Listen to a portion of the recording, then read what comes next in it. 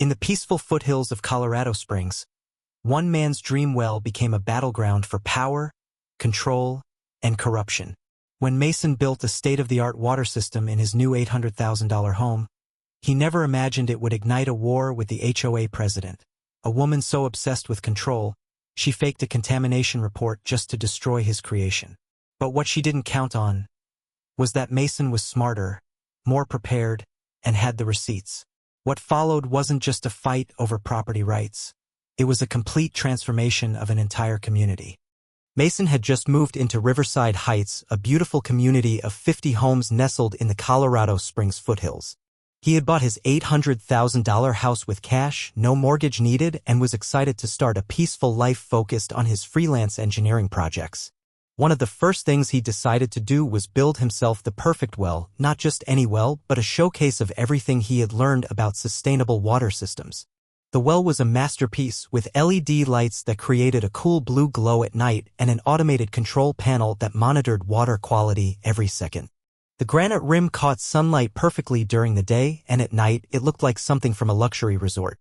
As he finished the well, Meredith Sloan, the HOA president, showed up at his door with a welcome basket and a curious expression.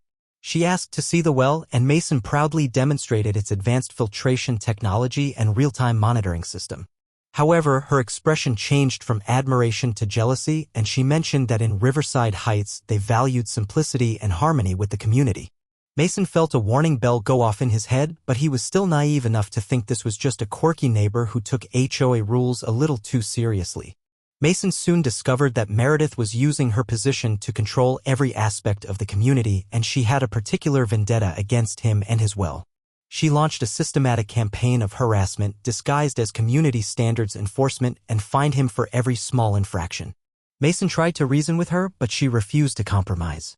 He accumulated over $1,200 in fines, all for violations so petty that they would have been ignored at any reasonable property.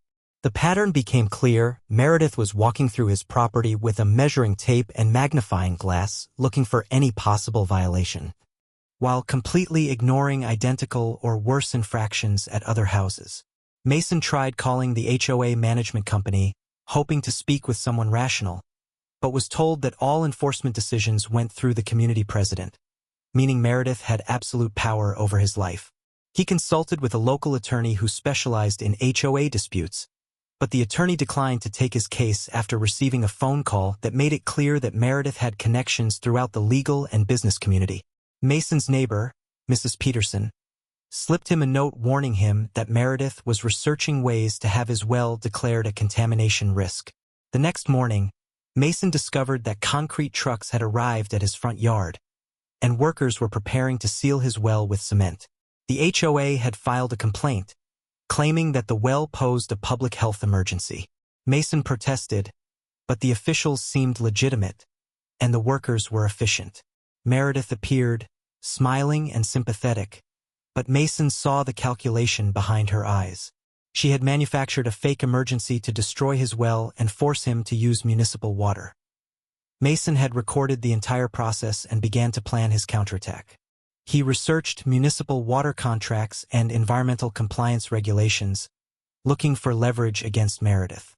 He discovered a clause that allowed the city to pull the plug on Riverside Heights if they were found to be misrepresenting environmental conditions or filing fraudulent safety reports. Mason decided to invite Meredith over for a peace negotiation and set up recording equipment to capture her confession. Meredith arrived, still confident and smiling, and began to brag about her plan. She admitted to paying $500 for a fabricated contamination report and manipulating county officials. Mason had everything he needed. He reported Meredith's actions to the Colorado Springs Water Department, and within 48 hours, the city had suspended water service to Riverside Heights, pending investigation. The community was in chaos, but Mason had done nothing. He had simply reported documented fraud. At the emergency HOA meeting, Mason presented the evidence and the room erupted in outrage. Meredith tried to maintain control, but her authority had evaporated. The community voted to remove her as HOA president, and Mason helped create a plan to restore water service. The consequences for Meredith were severe. The county health department launched an investigation, and she faced potential criminal charges. The The city water department pursued civil penalties and she was required to pay $15,000 in compensation for Mason's destroyed well.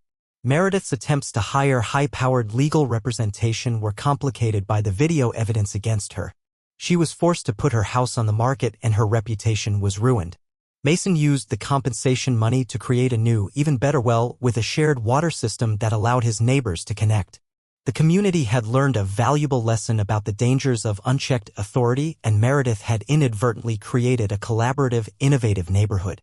As Mason sat by the new well, surrounded by his neighbors and watching children play, he realized that Meredith's attacks had forced him to become more engaged and creative. The shared well system had inspired other residents to explore solar panels, community gardens, and other sustainable living initiatives. Riverside Heights had become a more attractive destination, and property values had increased. Mason took a picture of the well, with its LED lights glowing softly in the twilight, and said quietly, "Thanks for the lesson, Meredith.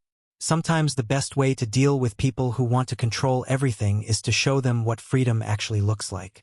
The community had gained a new sense of freedom and cooperation, and Mason had gained a new appreciation for the importance of standing up for what he believed in. He realized that sometimes the best response to people who try to tear you down is simply to build something better than what they tried to destroy.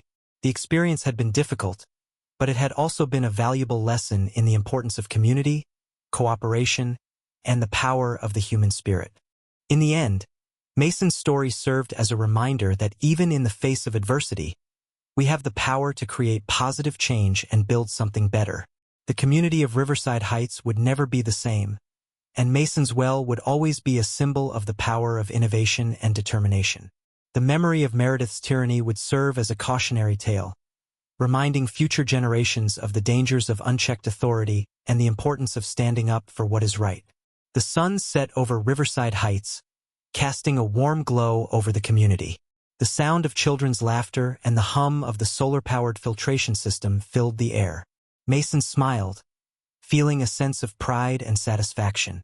He had fought for his well, and in doing so, he had created something truly special, a community that was more than just a collection of houses, but a vibrant, thriving neighborhood where people could live, work, and play together in harmony.